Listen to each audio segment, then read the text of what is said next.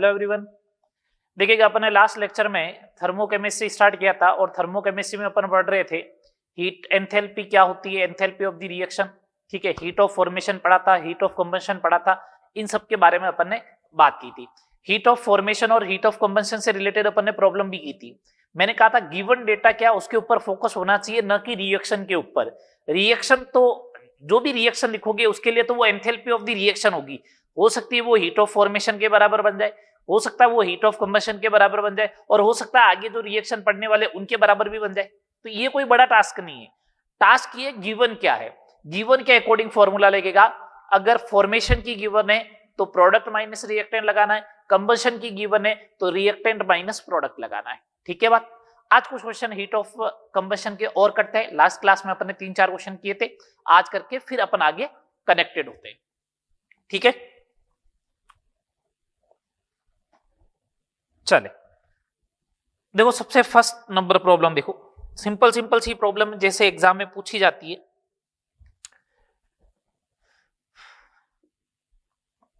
मेरे को ये दे रखा है कि delta H C heat of combustion दे दी, किसकी, डायमंड की। वो दे दी माइनस का 100 किलो जूल पर मोल। ये लो साहब। Heat of combustion of graphite दे दी, ये मेरे को दे दी है माइनस की 30 किलो जूल पर मोल। मेरे को बोला है कि ग्रेफाइट से डायमंड के अंतर परिवर्तन की एंथैल्पी ज्ञात करो। अंतर परिवर्तन की एंथैल्पी ज्ञात करो, ये अपन से पूछा गया है। ठीक है बात। अब सुनो बात को, इसका मतलब अपने पास रिएक्शन ये होनी चाहिए कि ग्रेफाइट कन्वर्ट हो डायमंड में, ग्रेफाइट कन्वर्ट हो डायमंड में। अपने पास रिएक्शन ये होनी चाहिए। ये अपने लिए डेल्टा एच रिएक्शन हो गया, यही अपन से पूछ रहा है। अपन से यही पूछा जा रहा है डेल्टा एच रिएक्शन क्या होगी। डेटा देखो कौन सा दे रखा है, कंबंशन का दे रखा है।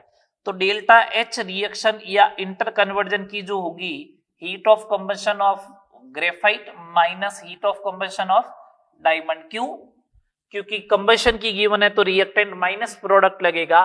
तो ग्रेफाइट की कितनी है, माइनस की 30 माइनस इसकी है माइनस की 100। अगर इन दोनों को अगर आप कन्वर्ट करोगे, मतलब इसे सोल्व करोगे, तो ये आएगा 70 किलो जूल पर मोल। ठीक है, चले आगे। ये इस टाइप से सिंपल सिंपल से क्वेश्चन बनेंगे। सेकेंड नंबर प्रॉब्लम देखे,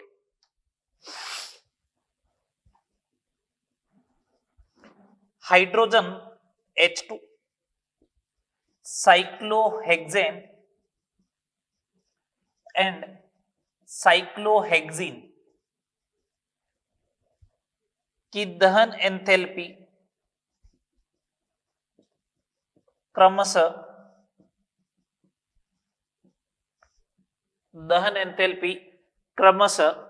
-240 -3800 एंड -3920 किलो जूल पर मोल है। तो साइक्लोहेक्सीन के हाइड्रोजनीकरण की उष्मा ज्ञात करो। हाइड्रोजनीकरण की उष्मा ज्ञात करो। ये लो, अभी अपन से पूछा है कि साइक्लोहेक्सीन के हाइड्रोजनीकरण की उष्मा ज्ञात करो। तो पहले अपन को इसकी रिएक्शन लिखनी चाहिए। साइक्लोहेक्सीन के हाइड्रोजनीकरण के उष्मा की क्या रिएक्शन बनेगी, देखो ये साइक्लोहेक्सीन है, ये लो साइक्लोहेक्सीन। हाइड्रोजनीकरण का मतलब होता है H2 ऐड करो, ये लो H2 ऐड कर दिया, तो क्या बनेगा साइक्लोहेक्सेन, ये लो साइक्लोहेक्सेन बना दिया। मेरे को तो इस रिएक्शन का डेल्टा H कैलकुलेट करना है। ठीक है, गिवन डेटा क्या है, एंथैल्पी ऑफ कंबशन। अगर enthalpy of combustion given data है तो डेल्टा H रिएक्शन जो होगा वो delta HC of reactant minus delta HC of product हो जाना चाहिए। फिर तो लगाओ reactant, heat of combustion of reactant cyclohexene की कितनी दे रखी है, -13920। प्लस हाइड्रोजन की कितनी दे रखी है माइनस का 240, ये तो हो गई रिएक्टेंट की भैया, माइनस प्रोडक्ट की कितनी दे रखी है साइक्लोहेक्सेन की 3800, ये ठीक है 4160 हो गया, माइनस माइनस प्लस 3800, ये हो जाएगा माइनस का 360 किलो जूल पर मोल, ये डेल्टा एच रिएक्शन आ जाएगी। ठीक है, ये डेल्टा एच रिएक्शन आ जाएगा माइनस का 360 किलो जूल पर मोल। कोई डाउट? सिंपल सिंपल से क्वेश्चन है, रिएक्शन लिखनी आनी चाहिए, बस आपको ये ध्यान रहे। नेक्स्ट प्रॉब्लम देखिए,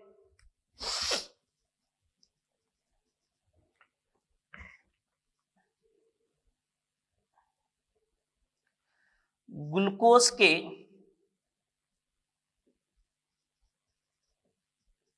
दहन की एंथैल्पी 72 किलो जूल पर मोल है। ठीक है, ये है, मेरे से ये पूछा गया 40 किलो जूल ऊष्मा प्राप्त करने के लिए, बिल्कुल सिंपल सा क्वेश्चन है, ऊष्मा प्राप्त करने के लिए ग्लूकोज की कितनी मात्रा की आवश्यकता होगी, ग्लूकोज के कितनी मात्रा की आवश्यकता होगी।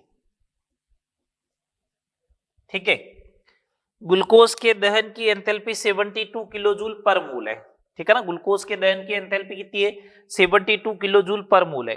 40 किलो जूल ऊष्मा प्राप्त करनी है आपको, तो उसमें ग्लूकोज के कितनी मात्रा की आवश्यकता होगी, ये आपसे पूछा गया है। ठीक है, कर लेंगे कैलकुलेट। इसका मतलब क्या होता है कि एक मोल का जब दहन करवाओगे तो 72 किलो जूल ऊष्मा प्राप्त होगी। इसका मतलब तो यही है ना, एक मोल अगर कंबशन करवाओगे तो 72, एक मोल का मतलब है एक मोल का दहन करवाने पर 72 किलो जूल ऊष्मा प्राप्त होती। एक मोल का मतलब समझते हो ग्लूकोज का 180 ग्राम। तो एक, अब अपन को क्या कैलकुलेट करना है, मास कैलकुलेट करना, तो मास को तो राइट हैंड साइड में रखना पड़ेगा, जो कैलकुलेट करना है वो राइट हैंड साइड में रखना है। ठीक है, और जो गिवन है उसको लेफ्ट हैंड साइड में। तो ऐसा बोल दो 72 किलो जूल ऊष्मा जो प्राप्त होगी वो 180 ग्राम से होती है। तो 1 किलो जूल ऊष्मा कब प्राप्त होगी, चौकी वाला मेथड लगा दो, ये लो, और 40 किलो जूल कब प्राप्त होगी, तो 180 बट्टा 72 इंटू 42 ग्राम, ये 72 से 72 चला गया, 100 ग्राम आ जाएगा। ये लो भैया 100 ग्राम आ जाएगा। ठीक है, ये अपने सारे क्वेश्चन थे हीट ऑफ कंबशन से रिलेटेड। 3 क्वेश्चन आज और करवा दिए। ठीक है, 3-4 क्वेश्चन पहले अपन डिस्कस कर चुके हैं, तो टोटल 6-7 हो गए। और हीट ऑफ फॉर्मेशन पे भी अपन ने 4-5 क्वेश्चन को डिस्कस किया था। ठीक है, और आगे चलते रहेंगे इस टाइप के क्वेश्चन, और लास्ट में अपन प्रीवियस ईयर में जितने भी क्वेश्चन आ रखे हैं उन सबको करेंगे, तो अपने सारे क्वेश्चन रिवाइज हो जाएंगे। ठीक है, चलो आगे चले। ठीक है, अब अपन नेक्स्ट बात करते हैं। दो हीट अपनी कंप्लीट हो गई। अब मॉड्यूल वगैरह में हीट खूब सारी दे रखी है, लेकिन उसमें से मैंने कुछ हीट करवा दी है न्यूमेरिकल के फॉर्मेट में, जैसे ये इंटर कन्वर्जन है ना,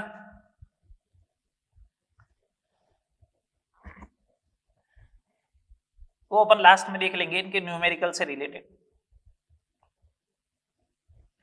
एक तो बेसिक डेफिनेशन आना जरूरी है सबसे पहले। तो जब तक बेसिक डेफिनेशन नहीं आएगी किसी भी बॉन्ड एंथैल्पी की, तो अप्लाई नहीं कर पाओगे। चलो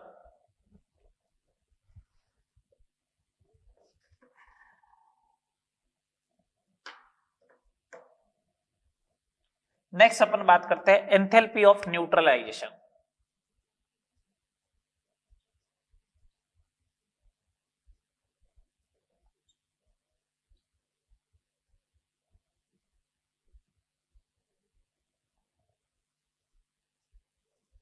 उदासीनीकरण की ऊष्मा।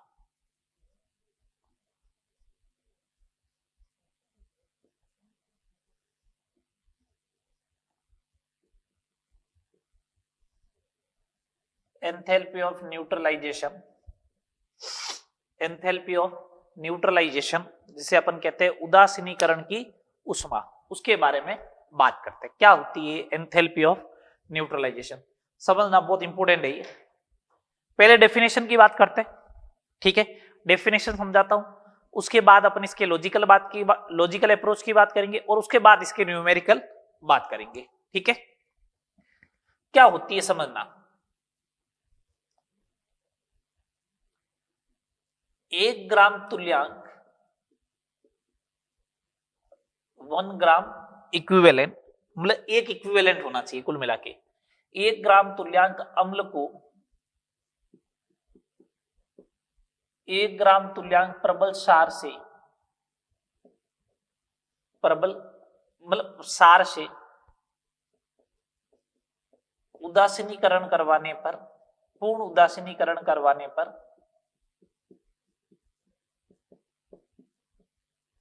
हुआ एंथैल्पी परिवर्तन, हुआ एंथैल्पी परिवर्तन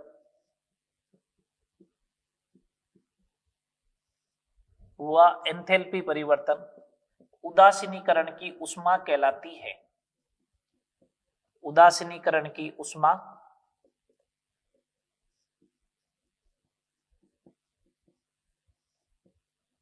कहलाती है।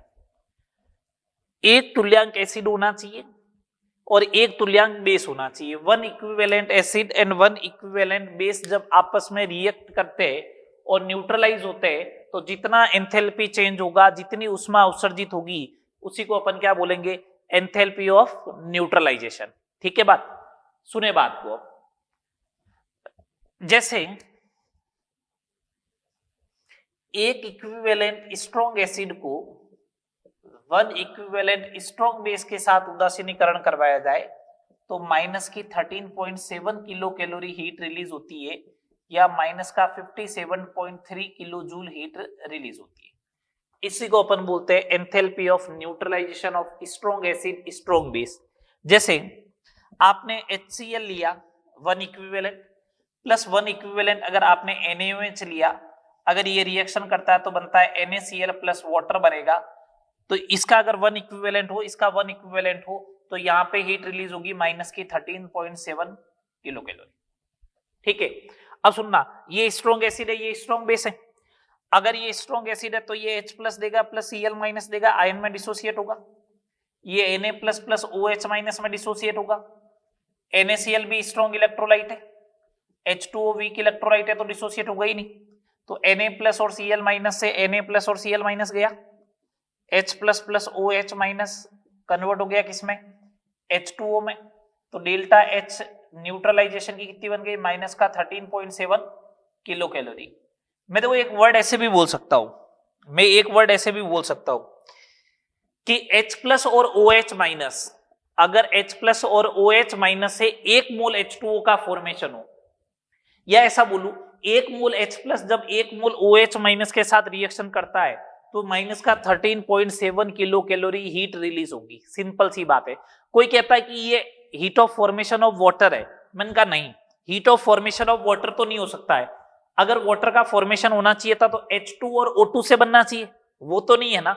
तो इसलिए H प्लस और OH माइनस से अगर 1 मोल H2O का निर्माण होता है, या ऐसा बोलूं 1 मोल H प्लस 1 मोल OH माइनस के साथ रिएक्शन करता है तो माइनस की 13.7 किलो कैलोरी हीट रिलीज करेगा, जिसे अपन एंथैल्पी ऑफ न्यूट्रलाइजेशन कहते हैं स्ट्रॉन्ग एसिड स्ट्रॉन्ग बेस की। ठीक है बात, आगे बात करें। इस डेटा को ध्यान रखना है, 1 मोल H प्लस और 1 मोल OH माइनस रिएक्ट करता है तो माइनस का 13.7। अच्छा 2 करेगा तो इसका 2 होगा, इसका 2 होगा तो इधर भी डबल हो जाएगा, इसका मतलब रिएक्शन को 2 से मल्टीप्लाई कर रहा हूं। आ रही बात समझ में, ये बात ध्यान रहे आपको बस। अब सुनिए थर्ड नंबर कंसेप्ट इसका, अगर स्ट्रॉन्ग एसिड स्ट्रॉन्ग बेस हुआ 1-1 इक्विवेलेंट हुआ तब तो डेल्टा H न्यूट्रलाइजेशन जो है वो माइनस का 13.7 किलो कैलोरी आ जाएगा। दोनों में से एक वीक हुआ या फिर दोनों वीक हुए तो उस कंडीशन में delta H neutralization less than minus 13.7 kilo calorie आएगा। अब लेस देन का मतलब तुम लोग ये मत समझ लेना माइनस में तो माइनस का 15 आएगा, नहीं, यहाँ पे न्यूमेरिकल वैल्यू से रिलेटेड बात चल रही है। माइनस तो इसलिए उष्मा उत्सर्जित हो रही है इसलिए। अब मैं कह रहा हूं कम उष्मा उत्सर्जित होगी, इसका मतलब 13.7 की जगह वैल्यू आएगी 12, 11, 10.7 इस टाइप से वैल्यू आएगी। डेल्टा एच न्यूट्रलाइजेशन कुछ कम आएगी। उसका रीजन बता रहा हूं, क्योंकि वीक एसिड या फिर वीक बेस होते हैं तो वो कंप्लीटली आयोनाइज्ड नहीं होते, तो कुछ एंथैल्पी जो है वो आयोनाइजेशन में ब्रेक होने में लग जाएगी। सुनना बात को, अगर 1 मोल H प्लस दे दे, 1 मोल OH माइनस देते तो माइनस का 13.7 तो रिलीज हो जाएगा। लेकिन 1 मोल H प्लस देने के लिए या 1 मोल OH माइनस लाने के लिए अगर आपको तोड़ने के लिए हीट देनी पड़ गई तो देखो 5 की हीट दी तो लास्ट में जाके माइनस का 13.7 रिलीज होगा। तो ओवरऑल हिसाब किताब में क्या होगा, 13.7 रिलीज हुई, 5 देनी पड़ गई, तो मैं ऐसा बोलूंगा ना क्या 8.7 रिलीज हो गई। सही बात है, ठीक है। तो इसका रीजन ये है क्योंकि कुछ उष्मा जो है, इसका रीजन अगर अपन लिखे तो मैं ऐसा लिख सकता हूं, कुछ उष्मा आयनन में चली जाती है, जिसे अपन एंथैल्पी ऑफ आयोनाइजेशन कहते हैं। जिसे अपन क्या कहते हैं, एंथैल्पी ऑफ आयोनाइजेशन, आयनन एंथैल्पी कहते हैं।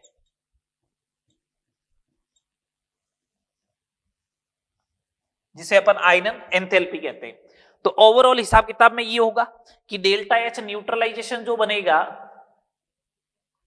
वो ये बनेगा, फिर तो माइनस का 13.7 plus plus delta H ionisation.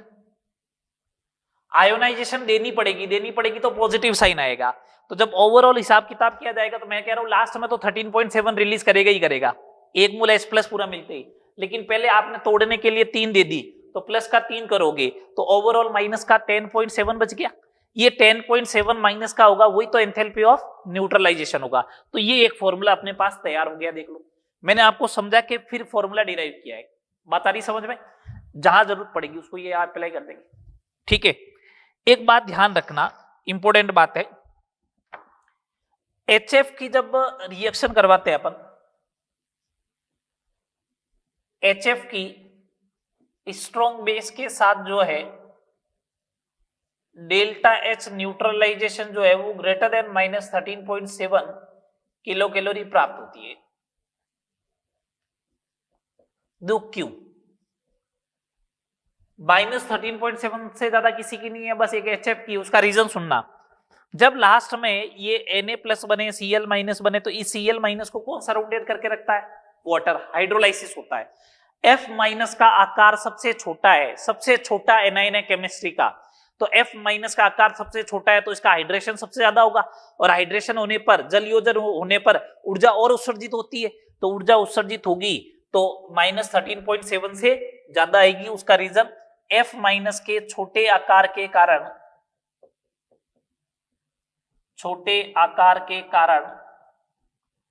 ज्यादा हाइड्रेशन, ज्यादा जल योजन, ये इसका रीजन हो जाएगा, ठीक है। F माइनस के छोटे आकार के कारण इसका ज्यादा जल योजन होगा, वो इसका रीजन होगा। इस बात को ध्यान रखना है। चले आगे, ये बेसिक कुछ पॉइंट थे। अब आपको न्यूमेरिकल टेकल कहां से करना है, मैं न्यूमेरिकल बता देता हूं। न्यूमेरिकल में मैं बस इसी बात का ध्यान रखूंगा कि 1 मोल H प्लस प्लस 1 मोल OH माइनस होता है तो माइनस की 13.7 किलो कैलोरी हीट क्या कर देगा, उत्सर्जित कर देगा। अब अगर आधा मोल हुआ तो 13.7 का हाफ कर दूंगा, 2 मोल हो गए तो डबल कर दूंगा। बस इसी कंसेप्ट का ध्यान रखना है, मोल कंसेप्ट साथ में यूज होगा, ठीक है। चलो आओ बात करते हैं न्यूमेरिकल्स की। अब सिंपल से क्वेश्चन लेता हूं लॉजिक बनवाने के लिए। क्वेश्चन नंबर फर्स्ट लिया मैंने, 1 मोल HCl लिया मैंने प्लस NaOH लिया एक्सेस में, तो मैंने बोला यहां पे एंथैल्पी ऑफ न्यूट्रलाइजेशन जो आई वो आ गई x, कोई वैल्यू है x। मैंने कहा अब मैंने लिया 1 मोल H2SO4 प्लस एक्सेस लिया वापस NaOH, मैंने बोला डेल्टा H न्यूट्रलाइजेशन कितनी आएगी बताओ, ठीक है। चलो सुनना बात को, NaOH एक्सेस में तो लिमिटिंग रिएजेंट तो HCl ही होगा। अगर लिमिटिंग रिएजेंट HCl होगा तो इसके ये मतलब ये हो गया कि यहां से मिलेगा 1 मोल H प्लस, तो ये 1 मोल OH माइनस के साथ ही रिएक्ट करेगा। तो कितनी एंथैल्पी ऑफ न्यूट्रलाइजेशन बन गई? X की, बन गई X। इस वाले प्रॉब्लम में देखें 1 मोल H2SO4 ये 2 मोल H प्लस देगा आपको, ये लो 2 मोल H प्लस, ये एक्सेस में तो ये भी 2 मोल मिल जाएगा, एक्सेस में जितना चाहिए उतना बन जाएगा, तो 2 मोल के लिए 2 मोल अवेलेबल हो जाएगा।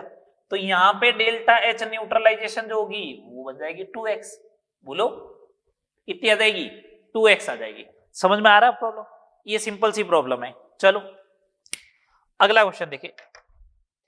आपको एक डेटा दिया गया है, आपको बोला कि 1 मोल H प्लस हो प्लस 1 मोल OH माइनस हो, ठीक है। तो अगर ये न्यूट्रलाइजेशन होता है और 1 मोल वाटर बनता है तो उस कंडीशन में डेल्टा एच जो आती है वो -13.7 किलो कैलोरी आती है।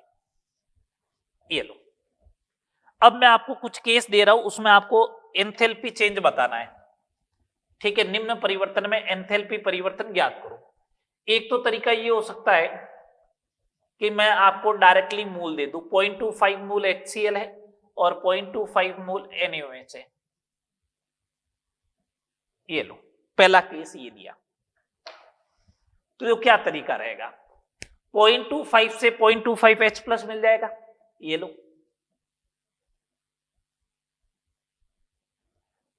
इससे वापस क्या मिल जाएगा? 0.25 मोल OH माइनस मिल जाएगा, ये लो, मिल गया।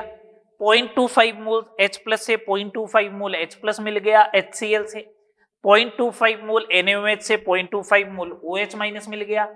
अच्छा देखो, एक एक होते दोनों बराबर रिएक्ट करेगा, कोई भी लिमिटिंग रिएजेंट नहीं है अभी तक तो बराबर रिएक्ट करेगा, तो इसका मतलब हीट जो आएगी यहाँ पे एंथैल्पी ऑफ न्यूट्रलाइजेशन जो आएगी वो -13.7 डिवाइड बाई 4 किलो कैलोरी आ जाएगी।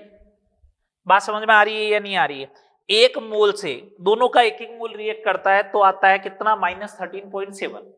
अब दोनों का 0.25 कर रहा है, इसका मतलब 1/4 रिएक्ट कर रहा, तो एंथैल्पी ऑफ न्यूट्रलाइजेशन भी तो 1/4 आ जाएगा, ठीक है। सेकंड देखो, सेकंड पार्ट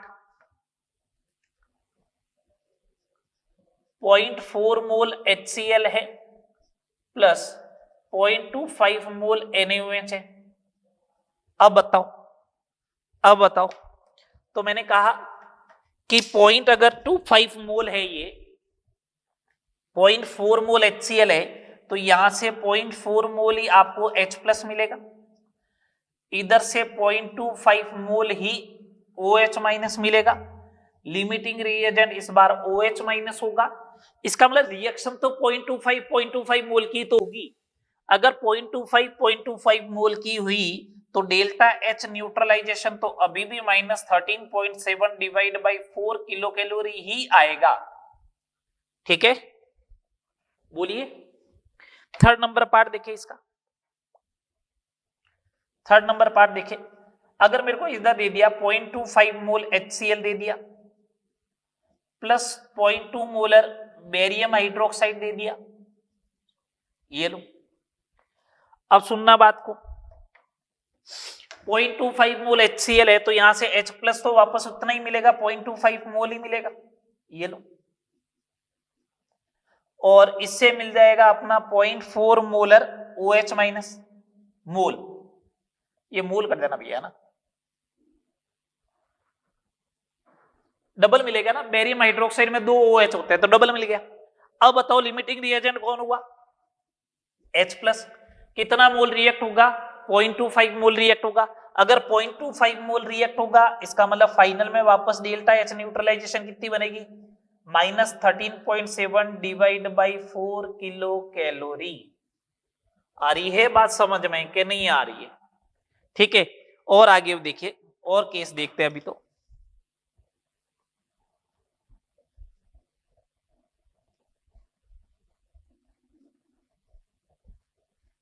अभी तक तो आपको डायरेक्टली मोल मिल रहा है, अगले केस में आपको मोल कैलकुलेट करवाया जाएगा।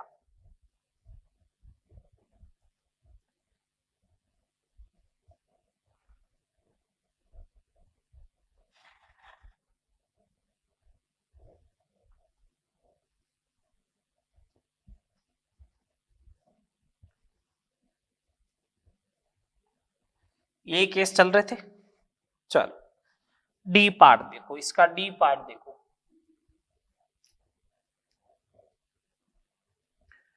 इसका डी पार्ट 0.25 मोल H2SO4 है प्लस 0.4 मोल NaOH है, ये लो भैया, ठीक है। ऐसा हुआ तो H2SO4 से H प्लस आयन तो डबल मिलेगा, तो H प्लस आयन मिल जाएगा 0.5 मोल और NaOH से OH माइनस मिलेगा 0.4 मोल ही। अब लिमिटिंग रिएजेंट OH माइनस होगा, तो रिएक्शन कितने मोल्स के अकॉर्डिंग होगी? 0.4 मोल के अकॉर्डिंग। तो डेल्टा H न्यूट्रलाइजेशन जो आएगा -13.7 इंटू 0.4 किलो कैलोरी। ठीक है बात, चले आगे। अगला पार्ट देखो, ये 4 पार्ट में तो मैंने डायरेक्ट आपको मोल दिए थे। नेक्स्ट पार्ट देखना, ई पार्ट। मेरे को दे रखा है 1 मोलर HCl है, इसका 300 ml है, इसको आपने मिक्स किया है 1 मोलर NaOH के 200 ml के साथ।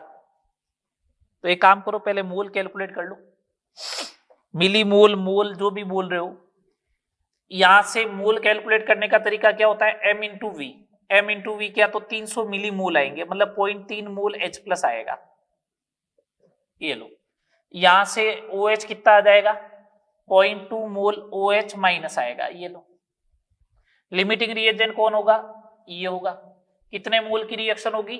0.2 मोल की। तो डेल्टा H न्यूट्रलाइजेशन कितना आ जाएगा? 0.2 into 13.7 kilo calorie. 0.2 into 13.7 kilo calorie आ जाएगी। सही बात। ये सिंपल सिंपल से छोटे छोटे से क्वेश्चन है। नेक्स्ट देखे, और चेंज करके कैसे दे सकता है? 0.4 मोलर H2SO4 है, 200 ml दे रखा है इसका, ठीक है, प्लस आपको दे रखा है 0.3 मोलर NaOH,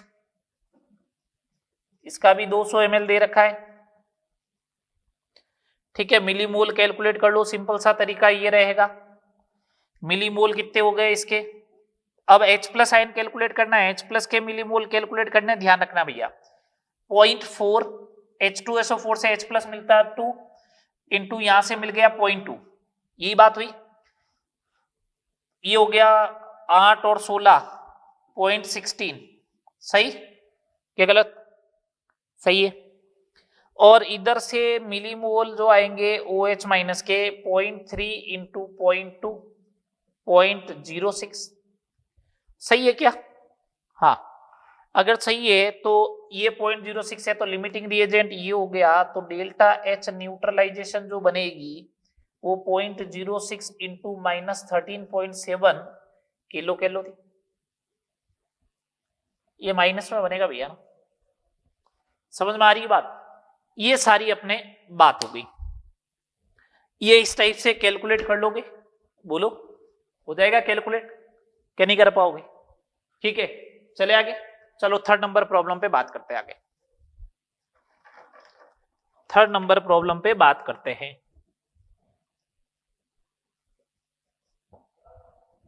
मेरे को ये दे रखा है कि अगर एसिडिक एसिड की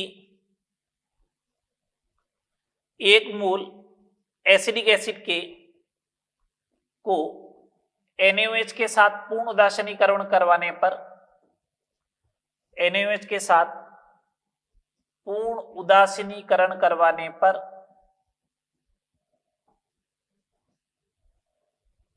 -12 किलो कैलोरी उष्मा उत्सर्जित होती है, -12 किलो कैलोरी उष्मा उत्सर्जित होती है, तो एसिडिक एसिड की आयनन ऊर्जा ज्ञात करो। ये मॉड्यूल में अलग से एक आपको डिफाइन करवा रखा, आयनन ऊर्जा, एंथैल्पी ऑफ आयोनाइजेशन। तो अपन को तो सिंपल सा मालूम है कि डेल्टा H न्यूट्रलाइजेशन की जो होती है वो होती है -13.7 प्लस डेल्टा H आयोनाइजेशन। मैंने फॉर्मूला डिराइव करवा रखा है। तो डेल्टा एच आयोनाइजेशन जो होगा वो हो जाएगा delta H neutralization minus minus plus 13.7, तो ये माइनस का 12 प्लस 13.7 1.7 किलो कैलोरी। बोलिए हो गया? चले आगे, आगे देखो नेक्स्ट और देखो।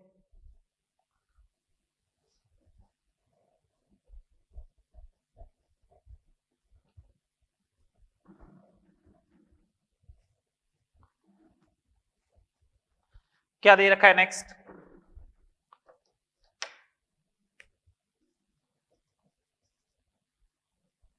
एक मोल ऑक्जेलिक एसिड के पूर्ण उदासीनीकरण पर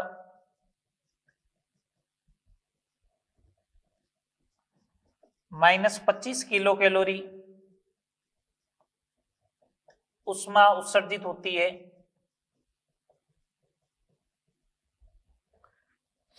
एक मोल एसिडिक ऑक्जेलिक एसिड के पूर्ण उदासीनीकरण पर -25 किलो कैलोरी उष्मा उत्सर्जित होती है, तो इसके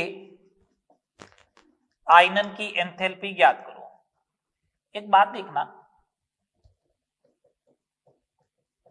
ये एसिडिक एसिड में H+ आयन कितने हैं? 2 है ना, तो 2 अगर H+ आयन है तो जब इसका एक मोल का पूर्ण उदासीनीकरण करवाओगे तो डेल्टा H न्यूट्रलाइजेशन आना क्या चाहिए था? आना चाहिए था जैसे -13.7 आता है ना, तो आना क्या चाहिए था? -13.7 × 2 आना चाहिए था। इसका मतलब माइनस का 27.4 किलो कैलोरी आनी चाहिए थी, बेसिकली आनी तो ये चाहिए थी ना। तो अब डेल्टा एच न्यूट्रलाइजेशन जो लगेगा फॉर्मूला माइनस का 27.4 प्लस डेल्टा एच आयोनाइजेशन लगेगा। बस ये फॉर्मूला चेंज हो गया। क्यों? इसके अंदर 2 H+ आयन है इसलिए। बस तो ये है माइनस का 25, ये माइनस का 27.4 प्लस डेल्टा एच आयोनाइजेशन, तो delta H ionization is equal to 2.4 kilo calorie. ठीक है बात? चले आगे, चलो नेक्स्ट प्रॉब्लम देखें, क्वेश्चन नंबर 5। मेरे को बोल रहा है कि strong acid and strong base के उदासीनीकरण की उष्मा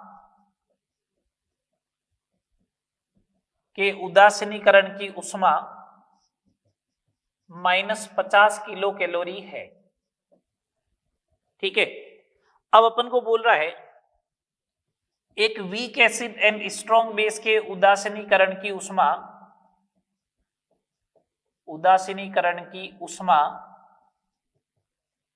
अपन को बोला -35 किलो कैलोरी है, ये अपन से पूछ रहा है।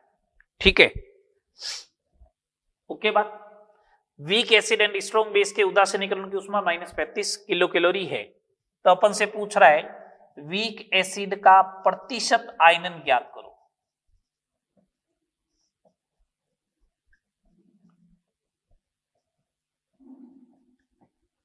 एक बात समझना, देखो फॉर्मूला तो मैं लिख दूंगा लेकिन समझ में आनी चाहिए बात कि मैं कहना क्या चाह रहा हूं। स्ट्रॉन्ग एसिड 100% आयोनाइजेशन हो रखा होता है, स्ट्रॉन्ग बेस 100% आयोनाइजेशन हो रखा, तो -50 मिल गया। एक बात बताओ, अगर वीक एसिड का आयोनाइजेशन जो है वो 100% में करवा देता तो ये भी स्ट्रॉन्ग एसिड बन जाता। अगर वीक एसिड का आयोनाइजेशन 100% करवा देता तो ये भी स्ट्रॉन्ग एसिड बन जाता, तो उस समय -50 रिलीज हो ही जाती, फिर तो दिक्कत ही कहां थी। ये वीक है तभी तो कम हुई है, -35 कुछ आयोनाइजेशन में चली गई। सही बात। अब सुनो बात को, मैं ऐसा बोलूं कि अगर 0 रिलीज होती, अगर मतलब ऐसा बोलूं मैं कि अगर 50 रिलीज होती, -50 रिलीज हो जाती, तो इसका मतलब 100% आयोनाइजेशन हो रखा होता। बोलो 100% आयोनाइजेशन हो रखा होता ना, 50 करवा दो। अगर 1 किलो कैलोरी हीट रिलीज हो रही है तो इसका मतलब 100/50 2% आयोनाइजेशन हो रखा है, और -35 किलो कैलोरी हीट रिलीज हो रही है तो इसका मतलब 100/50 × 35, और ये आ जाएगा अपने लिए 70% आयोनाइजेशन है। कितना % आयोनाइजेशन है? 70% आयोनाइजेशन हो रखा है। तो इसका मतलब सिंपल सा फॉर्मूला ये हो गया कि वीक एसिड की, या जो दे रखी होती है वीक एसिड की enthalpy of neutralization, divide by strong acid की मल्टीप्लाई बाई 100, ये परसेंटेज आयोनाइजेशन का फॉर्मूला आ जाएगा। इस क्वेश्चन को ऐसे भी पूछ सकते थे, कितना पार्ट अनडिसोसिएटेड था स्टार्टिंग में, तो 70% आयनन था, तो 30% आयनन आपको करवाना पड़ा, तो अनडिसोसिएट पार्ट जो है वो 30% था। समझ में आ रही बात? चलो इसके ऊपर एक क्वेश्चन और देखते हैं, एक क्वेश्चन और देखते हैं, एंथैल्पी ऑफ न्यूट्रलाइजेशन पे एक प्रॉब्लम और देखते हैं पहले।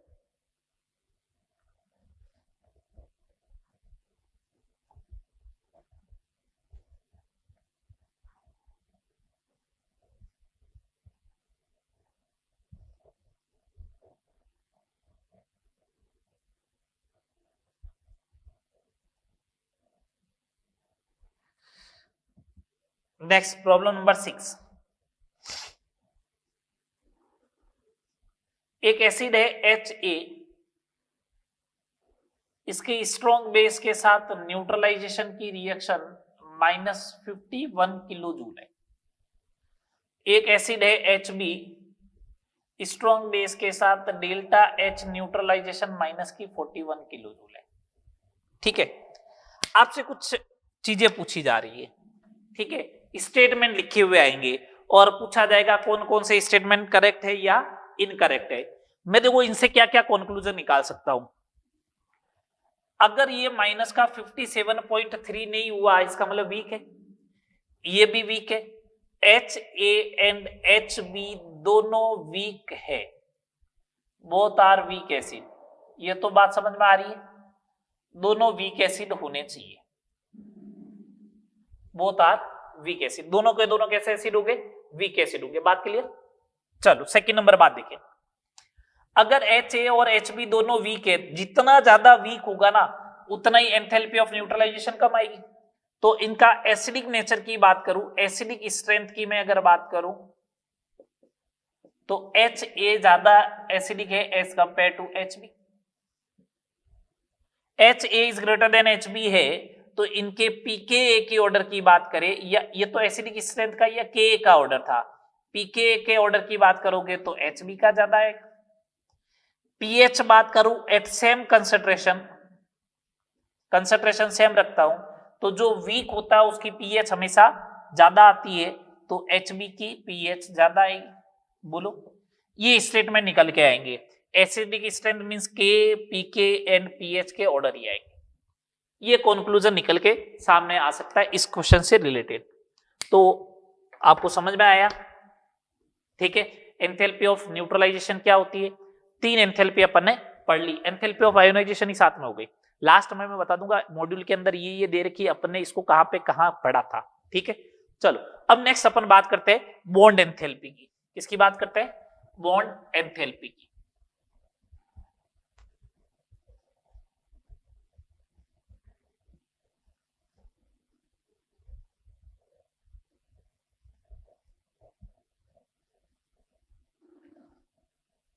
दो एक साथ बताऊंगा, बॉन्ड एंथैल्पी और एंथैल्पी ऑफ एटोमाइजेशन, कणन की एंथैल्पी, इन दोनों को अपन एक साथ करेंगे।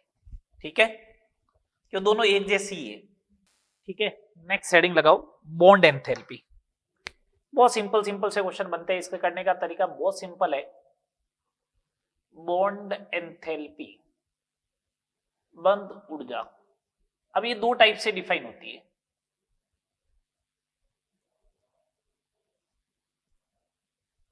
बॉन्ड एंथैल्पी, बंध ऊर्जा। देखो, अगर आपको बॉन्ड ब्रेक करना है ना, अगर आपको बॉन्ड ब्रेक करना है तब तो ऊर्जा देनी पड़ेगी, और अगर बॉन्ड बन गया तो एनर्जी रिलीज हो जाएगी। तो देखो, बॉन्ड फॉर्मेशन के टर्म्स में बोलोगे तो आपको ऐसा बोलना पड़ेगा एनर्जी रिलीज हो रही है, और अगर आप इस टर्म्स में बोल रहे हो बॉन्ड ब्रेक हो रहा है तो आपको ऐसा बोलना पड़ेगा कि एनर्जी देनी पड़ेगी। ठीक है बात? सुनो बात को, क्या है बॉन्ड एंथैल्पी की डेफिनेशन? डेफिनेशन क्या है इसकी? एक मोल गैसीय यौगिक 1 मोल गैसीय यौगिक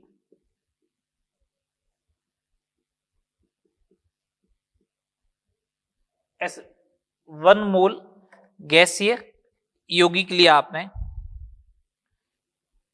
ठीक है, 1 मोल यहां पे डिफाइन मत करो, ऐसे लिख दो। किसी गैसीय यौगिक या अणु में, ध्यान रखें गैसीय यौगिक ही होना चाहिए, ऑब्लिक अणु में, ये अंडरलाइन कर देता हूं मैं। किसी गैसीय यौगिक या अणु में 1 मोल बंध तोड़कर गैसीय परमाणु प्राप्त करने पर हुआ ऊष्मा परिवर्तन या एंथैल्पी परिवर्तन बंध ऊर्जा कहलाती है। किसी गैसीय यौगिक या अणु में, किसी गैसीय यौगिक या अणु में 1 मोल बॉन्ड ब्रेक करके, 1 मोल बंध तोड़ के गैसीय परमाणु प्राप्त करने पर हुआ ऊष्मा परिवर्तन बॉन्ड एनर्जी कहलाती है। और इंपॉर्टेंट बात सुनना, बॉन्ड एनर्जी जो होती है वो डिपेंड करती है किस नेचर का बॉन्ड ब्रेक किया गया, किस कंपाउंड में बॉन्ड ब्रेक किया गया है, ये उसके ऊपर भी डिपेंड करेगा। अभी समझा रहा हूं मैं कि जो बॉन्ड ब्रेक होता है वो कहां से ब्रेक हुआ, उसके ऊपर भी डिपेंड करेगी उसकी एनर्जी। तो मैंने बोला गैसीय यौगिक लेना चाहिए, 1 मोल बॉन्ड ब्रेक करना है, ठीक है, और लास्ट में गैसीय परमाणु भी मिलना चाहिए। जैसे एक एग्जांपल की बात करते हैं, H2 गैस लिया, 2H गैस बन गया, ये डेल्टा H रिएक्शन है, ये लो साहब, ये डेल्टा H रिएक्शन है, तो इसका डेल्टा H रिएक्शन जो होगा वो डेल्टा H बॉन्ड एनर्जी के बराबर आएगा। क्यों? 1 मोल बॉन्ड ही था यहाँ पे, 1 मोल बॉन्ड को ब्रेक करने पर डेल्टा H बॉन्ड एनर्जी आ जाएगी। सिमिलर वे में अगर आपने Cl2 गैस लिया, 2 टाइम Cl गैस बन गया, ये डेल्टा H रिएक्शन है, तो इस कंडीशन में डेल्टा H रिएक्शन जो होगी वो बॉन्ड एंथैल्पी के बराबर आएगी। ठीक, अगर मैंने ये वाला एग्जांपल ले लिया, I2 सॉलिड ले लिया, कन्वर्ट कर दिया 2I गैस में, और ये डेल्टा H रिएक्शन है। अब अगर मैंने बोला कि delta H reaction bond enthalpy के बराबर है, अगर मैंने ऐसा बोला कि ये बॉन्ड एंथैल्पी के बराबर है, तो ये गलत है। उसका रीजन, ये I2 किस में? सॉलिड में, तो पहले इसको किस में कन्वर्ट करना पड़ेगा? I2 गैस में कन्वर्ट करना पड़ेगा, फिर ये ऐसे जाएगा। हेस का लॉ पड़ा हुआ है, चाहे ऐसे जाओ चाहे ऐसे जाओ, बराबर आएगी एंथैल्पी चेंज। तो डेल्टा H रिएक्शन जो होगा वो किसके बराबर हो जाएगा? यहाँ पे तो सब्लिमेशन, ऊर्ध्वपातन, 1 मोल सॉलिड को 1 मोल गैस में परिवर्तित करना, प्लस यहाँ पे बॉन्ड एंथैल्पी ये आएगी। तो बॉन्ड एंथैल्पी जो आएगी डेल्टा H बॉन्ड एंथैल्पी, वो तो ये आ जाएगी delta H reaction minus delta H sublimation enthalpy के। बोलो सही, ये आ जाएगी। ओवरऑल अपने पास ये आ गया। तो ये बात आपको समझ में आया फर्स्ट ऑफ थिंग कि एक गैसीय कंपाउंड होना चाहिए और लास्ट में एटम भी कैसा बनना चाहिए? गैस।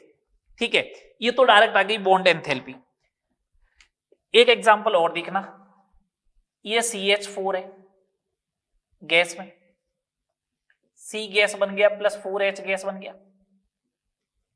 ठीक है, इसका मैकेनिज्म ये है, इसका मैकेनिज्म ये है, ये डेल्टा H रिएक्शन हो गई। ये CH4 गैस जो था वो पहली बार में ऐसे ब्रेक हुआ CH3 gas plus H gas में, ये लो, ये डेल्टा H1 आ गई, 1 मोल CH का बॉन्ड ब्रेक हो गया। अब पीछे बच गया CH3 गैस, फिर ये ब्रेक होगा CH2 gas plus H gas में, ये डेल्टा H2 आ गया। फिर CH2 गैस ब्रेक होगा CH gas plus H gas में, तो ये डेल्टा H3 आ जाएगा। फिर CH गैस वापस ब्रेक होगा C gas plus H gas में, तो ये डेल्टा H4 आ जाएगा।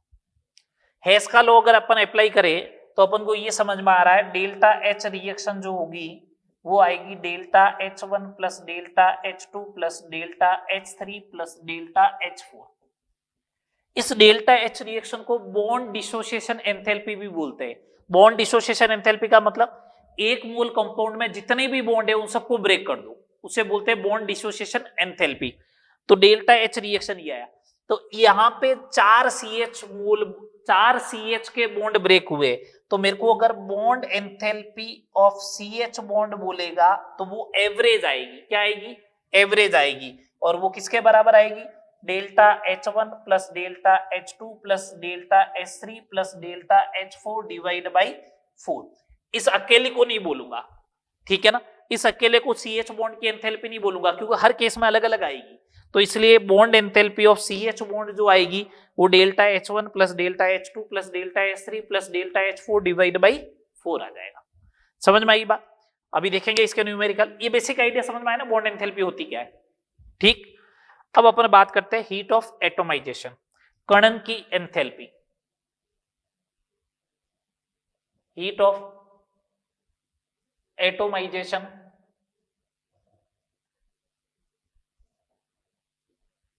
कणन की एंथैल्पी।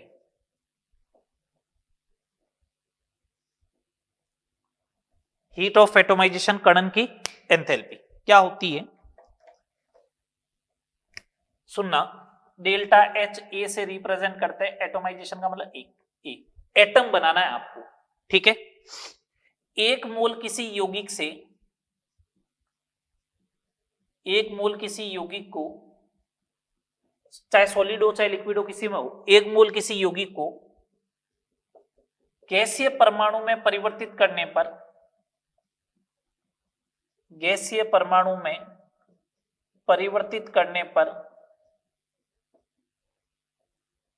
हुआ उष्मा परिवर्तन, हुआ एंथैल्पी परिवर्तन कणन की एंथैल्पी कहलाती है। आपको एक मोल एटम चाहिए गैसियस स्टेट में, कंपाउंड होना चाहिए एक मोल। जैसे H2 गैस लिया, 2H गैस में कन्वर्ट हो गया, ये डेल्टा H रिएक्शन है। इस रिएक्शन के लिए इसका मतलब ये हो गया, ये डेल्टा H रिएक्शन जो है वो बॉन्ड एंथैल्पी के बराबर हो गया। हाँ सही बात। और HA के भी बराबर हो गया, हीट ऑफ एटोमाइजेशन। एक मोल किसी यौगिक से गैसीय परमाणु बन गए, ठीक है। सिमिलर वे में अगर Na सॉलिड लिया, ये कन्वर्ट हुआ Na गैस में, ये डेल्टा H रिएक्शन आई, तो मैं ऐसा बोल सकता हूं डेल्टा H रिएक्शन जो होगा वो डेल्टा H सब्लिमेशन एंथैल्पी के बराबर हो सकता है या एंथैल्पी ऑफ एटोमाइजेशन के भी बराबर हो सकता है। ये देखो, ठीक है। ये देखो, कार्बन ये सॉलिड है, ये कार्बन गैसियस स्टेट में कन्वर्ट हो गया, डेल्टा H रिएक्शन है, बस एक मोल के लिए हुआ, तो ये चाहे सब्लिमेशन एंथैल्पी बोलो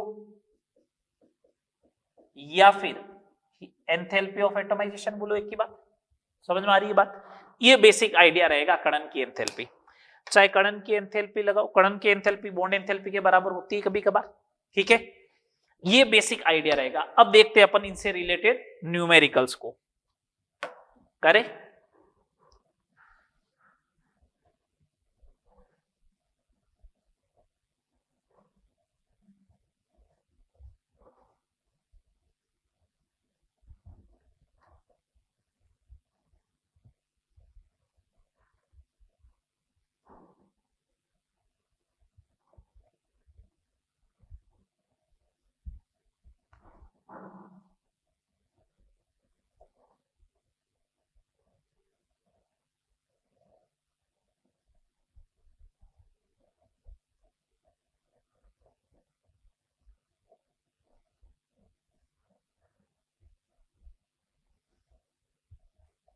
अब इसको यूज कैसे करना है? बॉन्ड ब्रेक करना है तो एनर्जी देनी पड़ेगी, बॉन्ड अगर बनेगा तो एनर्जी रिलीज होगी, है ना। चलो मैं आपको फर्स्ट नंबर क्वेश्चन दे रहा हूं। H2Cl2 एंड HCl की बंद ऊर्जा क्रमशः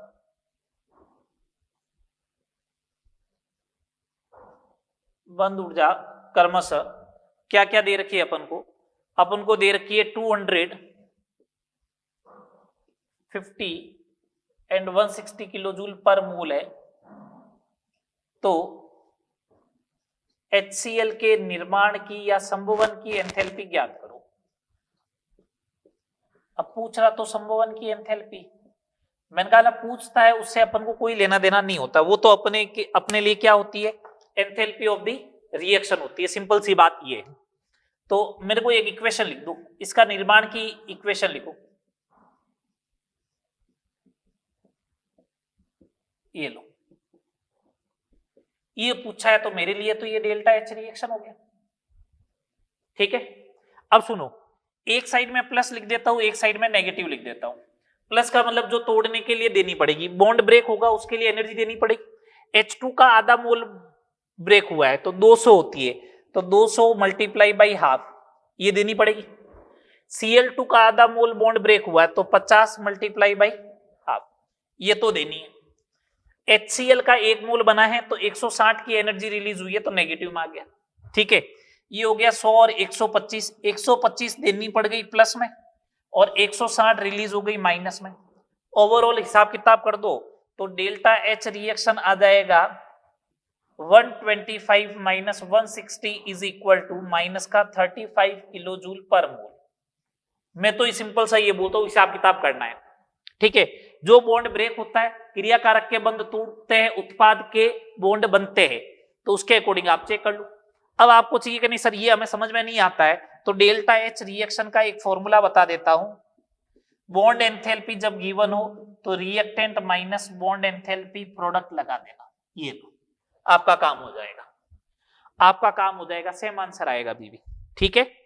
लेकिन मैं तो आप चाहो तो इससे कर लो, चाहो तो इससे कर लो, कोई दिक्कत नहीं है, दोनों से आंसर सेम आएगा। चलो सेकंड नंबर क्वेश्चन देखो। NH3 की बंध वियोजन ऊर्जा, बंध वियोजन ऊर्जा और बॉन्ड एनर्जी में फर्क होता है। बॉन्ड डिसोसिएशन एनर्जी जो है वो पूरे NH3 के सारे बॉन्ड ब्रेक करने की एनर्जी है। तो NH3 की बंध वियोजन ऊर्जा 360 किलो जूल है, जबकि N2H4 की बंध वियोजन ऊर्जा 540 किलो जूल है। N सिंगल बॉन्ड N की बंध ऊर्जा ज्ञात करो।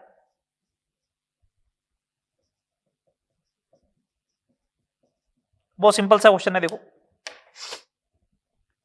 NH3 की बॉन्ड डिसोसिएशन एनर्जी दे रखी है, इसका मतलब पूरे NH3 को अगर आप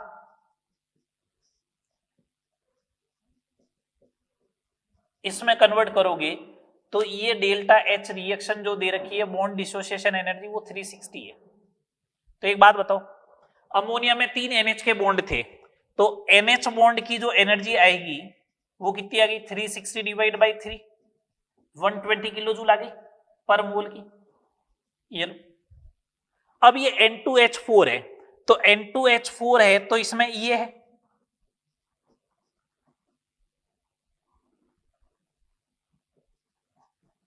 इसको आपने क्या किया 2 times N gas plus 4 times H gas में कन्वर्ट किया, तो ये डेल्टा H रिएक्शन आपके पास बन गई कितनी, 540 किलो जूल। एक बात बताओ, आपने कौन कौन से बॉन्ड ब्रेक किए, 4 NH के बॉन्ड ब्रेक किए, 4 NH के बॉन्ड ब्रेक किए प्लस एक NN का बॉन्ड ब्रेक किया, तो इसमें कितनी एनर्जी देनी पड़ गई आपको, 540 की देनी पड़ गई, बोलो 540 की देनी पड़ गई यहाँ पे। तो 4 NH बॉन्ड की एनर्जी तो अपने पास है ना, 120 का मल्टीप्लाई कर दो, एक NN की बॉन्ड एनर्जी आ जाएगी 540, तो एक नाइट्रोजन की बॉन्ड एंथैल्पी आ गई 60। समझ में आया या नहीं आया, बिल्कुल सिंपल से क्वेश्चन है, बेसिक से बात करोगे तब तो बहुत आसानी से हो जाएंगे, ठीक है। चलो आगे, चलो नेक्स्ट बात करते हैं। अच्छा क्वेश्चन है, ये आया हुआ है एग्जाम में। आपको ये बोला कि x2 y2 और xy की बंध वियोजन ऊर्जा का अनुपात 1:0.5:1 है, ये बंध ऊर्जा का अनुपात है, ठीक है। अगर मेरे को बोला है कि delta HF heat of formation of XY जो है वो माइनस का 200 किलो जूल पर मोल है, तो Y2 की बंध ऊर्जा ज्ञात करो, बॉन्ड एनर्जी ज्ञात करो। ये अपन से पूछा है, ठीक है। चलो अपन को एक्स वाई का फॉर्मेशन करना है एक मोल, तो half of the x2 plus half of the y2 is equal to X Y, यही होगा। Half of the x2 plus half of the y2 is equal to X Y. ये delta H reaction है, ये heat of formation के बराबर है जो अपन को दे रखी है माइनस का 200, सही बात, माइनस का 200 दे रखी है। तो अब एक बात बताओ सिंपल सा, x2 का बॉन्ड ब्रेक करना है, मैंने इसको x मान लिया, तो ये x मानते ये x/2 हो जाएगा और ये x हो जाएगा, बोलो। तो आधा बॉन्ड ब्रेक करना है x2 का, तो इसका मतलब x/2 की एनर्जी दोगे। y2 का आधा बॉन्ड ब्रेक करना है तो x/4 दोगे। एक xy बन गया तो minus x is equal to minus का 200। बोलिए, हिसाब किताब कर दिया ना, ओवरऑल हिसाब किताब -200 के बराबर। तो यहां से minus x/4 is equal to minus का 200, तो x इज इक्वल टू 800 आ गया। मेरे को तो y2 की चाहिए, तो बॉन्ड एनर्जी ऑफ y2 जो होगा वो होगा x/2, इसका मतलब 400 किलो जूल पर मोल। बोलिए, 400 किलो जूल पर मोल आ जाएगा। समझ में आया या नहीं आया? ये इस टाइप के सिंपल से क्वेश्चन है। और देखो, और देखो,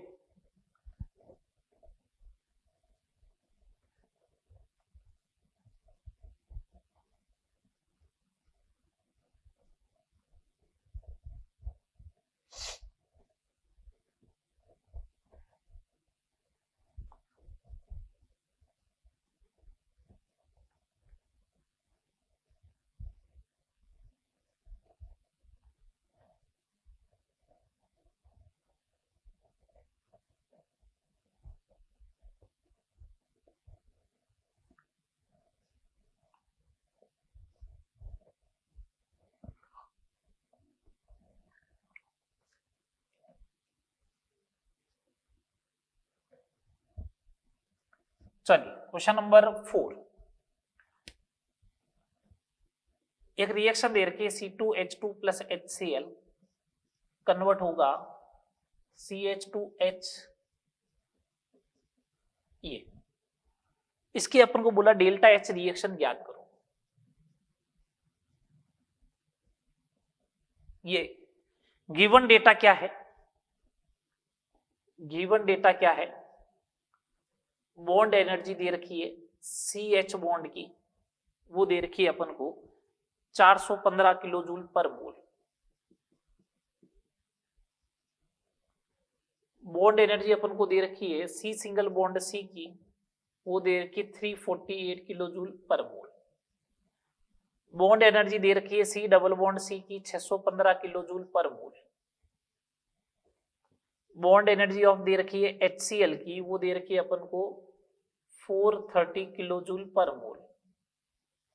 और बॉन्ड एनर्जी दे रखी है CCl बॉन्ड की, कार्बन क्लोरीन बॉन्ड की 328.5 किलो जूल पर मोल। ये डेटा दे रखा है। अब ऐसे ऐसे क्वेश्चन देते हैं, डेटा खूब सारे देते हैं, डेटा खूब सारा देगा और अब आपसे क्वेश्चन पूछा जा रहा है कि डेल्टा H रिएक्शन ज्ञात करो। ठीक है, चलो करते हैं कैलकुलेट। ये डेटा दिया आपको, मेरे को तो ये बात समझ में आएगी। देखो इस C2H2 को मैं ओपन करके लिखता हूं तो C डबल बॉन्ड C,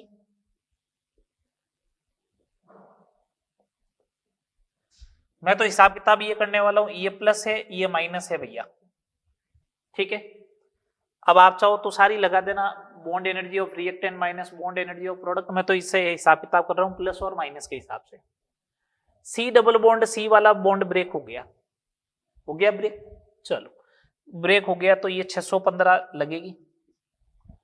ये 2 H थे, ये 2 H एटीटीज पड़े, इधर भी 2 H थे एटीटीज पड़े, इसका मतलब ये वाले बॉन्ड तो ब्रेक हुए ही नहीं।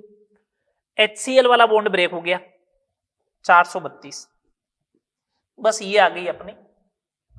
अब आओ इधर, डबल बॉन्ड ब्रेक हुआ तो एक कार्बन कार्बन के बीच में नया सिंगल बॉन्ड बन गया। सिंगल बॉन्ड बनता है उस समय एनर्जी रिलीज होती है 348। कार्बन हाइड्रोजन का एक नया बॉन्ड बना 415। कार्बन क्लोरीन का नया बॉन्ड बना, ये रहा कार्बन क्लोरीन का 328.5। कार्बन हाइड्रोजन का बॉन्ड बना, कार्बन क्लोरीन का बना, कार्बन सिंगल बॉन्ड का बन गए, ये हो गए सारे। ये रिलीज हुई है और ये देनी पड़ गई आपको 7, 4, 10। 1047 हीटों देनी पड़ गई, इधर ये रिलीज हो गई, 16 और 5 21 का 1 2 9, 6 और 4 10, ये लो, ये रिलीज हुई, ये देनी पड़ गई, तो डेल्टा एच रिएक्शन जो आएगी माइनस का 44.5 किलो जूल पर मोल। समझ में आया या नहीं आया, बोलो। ठीक है, चले आगे, नेक्स्ट प्रॉब्लम देखें। नेक्स्ट प्रॉब्लम देखें, प्रॉब्लम नंबर 5। प्रॉब्लम नंबर 5 की बात करें, delta H F heat of formation of C2H6, heat of formation of C2H6 आपको ये पूछा जा रहा है कि क्या होगी, ये आपको ज्ञात करना है, कैलकुलेट करनी है। डेटा क्या क्या दे रखा है वो देखो, गिवन डेटा क्या है,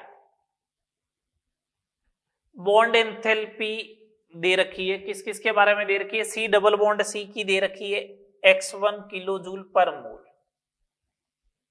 CH के बारे में दे रखी है x2 किलो जूल पर मोल, ये लो।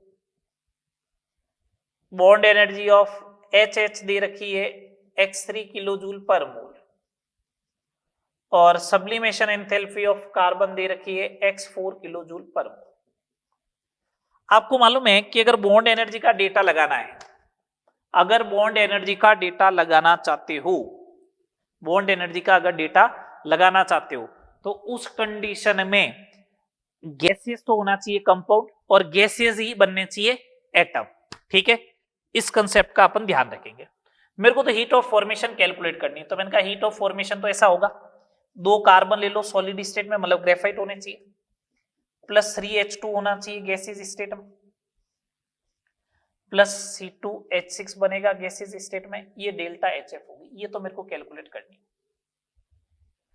ये कैलकुलेट करनी है। तो मैंने कहा देखो बॉन्ड एंथैल्पी का कंसेप्ट लगा तो सकता हूं, लेकिन बॉन्ड एंथैल्पी का कंसेप्ट तभी लगेगा जब ये कौन सी स्टेट में होगा, ये कौन सी स्टेट में होगा, गैसियस स्टेट में होगा। कौन सी स्टेट में होना चाहिए बोलो, गैसियस। तो इसको पहले गैसियस स्टेट में कन्वर्ट कर दो, इसको गैसियस स्टेट में कन्वर्ट करोगे, इसको गैसियस स्टेट में कन्वर्ट करोगे, तो सबसे पहले यहां पे x4 देनी पड़ जाएगी, 2x4। तो देने वाली हीट कौन सी होगी, अब लगा दो, 2x4 तो सबसे पहले ही दे दिया आपने। फिर ये तो बॉन्ड ब्रेक करना ही नहीं रिएक्शन में, 3H2 के बॉन्ड ब्रेक हुए, 3H2 के बॉन्ड ब्रेक हुए तो 3x3 उधर गया, तो कार्बन कार्बन का एक बॉन्ड बना है, कार्बन कार्बन का, सॉरी C2H4 करो भैया, C2H4 करो, C2H4 करो, तो ये 2 आ जाएगा, तो ये 2 आ जाएगा, ये लो। ठीक है, तो इधर एक C डबल बॉन्ड C बना है, तो एनर्जी रिलीज होगी, C डबल बॉन्ड C कितनी, x1, 4 CH के बॉन्ड बने हैं, ये लो। ओवरऑल हिसाब किताब, ओवरऑल हिसाब किताब वही डेल्टा H रिएक्शन हो जाएगा। ओवरऑल हिसाब किताब 2x4 plus 2x3 minus x1 minus 4x2, ये आ जाएगा delta H of the reaction. समझ में आ गई बात, बोलिए। ये था enthalpy of neutralization, bond enthalpy, heat of atomization से रिलेटेड बात। 3 हीट आपने आज पढ़ी है, 2 पहले अपन ने पढ़ ली थी, 5 नेक्स्ट क्लास में अपन बात करेंगे रेजोनेंस एनर्जी की एक तो, ठीक है, एक बात करेंगे एंथैल्पी ऑफ सॉल्यूशन, और एक बात करेंगे एंथैल्पी ऑफ हाइड्रेशन। मेरे हिसाब से इतनी ही हीट है। इसके अलावा ऐसे दे रखी है ऊर्ध्वपातन की, यूज करना सिखा दिया मैंने आपको, ठीक है। ऐसे भी दे रखा है प्रेसिपिटेट की, तो 1 मोल प्रेसिपिटेट बनना चाहिए, ठीक है। इंटर कन्वर्जन की, संक्रमण की, ट्रांजिशन की, तो ग्रेफाइट को अपन ने डायमंड में कन्वर्ट करके देख लिया था।